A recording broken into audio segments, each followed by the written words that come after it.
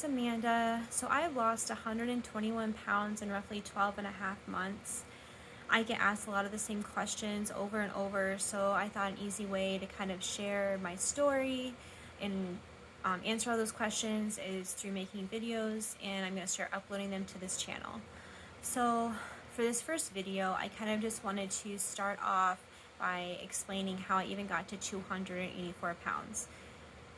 My story starts back when I was in high school. When I was 17, me and my mom got into a car accident. It was a rolling car accident, and she was thrown from the car. That whole experience was really traumatic for me. I developed really bad eating habits, a really bad relationship with food. I was binging and stress eating. I was, eating all the ice cream, all the cookies, all the candy. I just really didn't care what it was doing to my body at that point. I noticed that I was starting to gain weight back then, but I just didn't care really.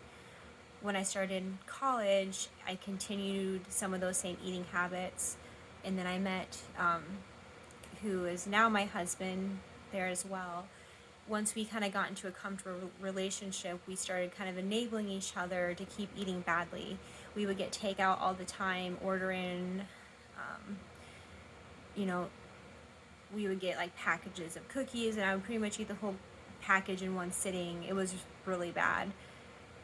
Fast forward now to December 2019, I stepped on the scale and saw that number, 284.2 pounds to be exact, and I'm 5'4".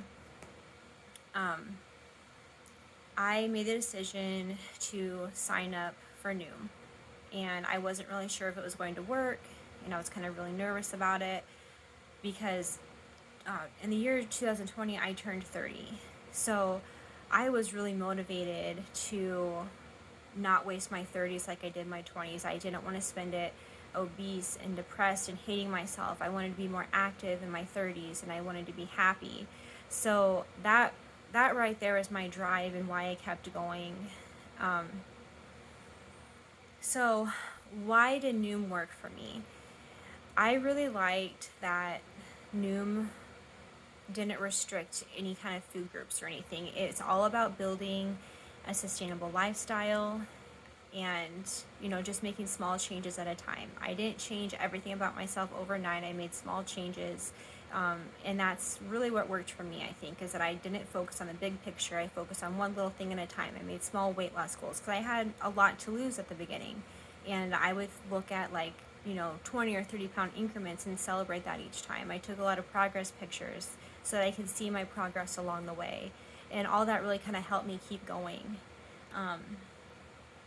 Another thing I kind of wanted to go over was the goal specialist at the beginning. I know it gets a lot of bad rap from some of the new community about them being kind of robotic. And I wouldn't say mine was any spectacular specialist or anything, but she, just having that there, having that, assignment to make a goal each week kind of just kept me accountable for myself. I liked that task of creating a goal each week and kind of working towards that and meeting it. And, I kind of went from there. Let's see what else. Oh, I also really liked the mental aspect that Noom kind of brings to the table.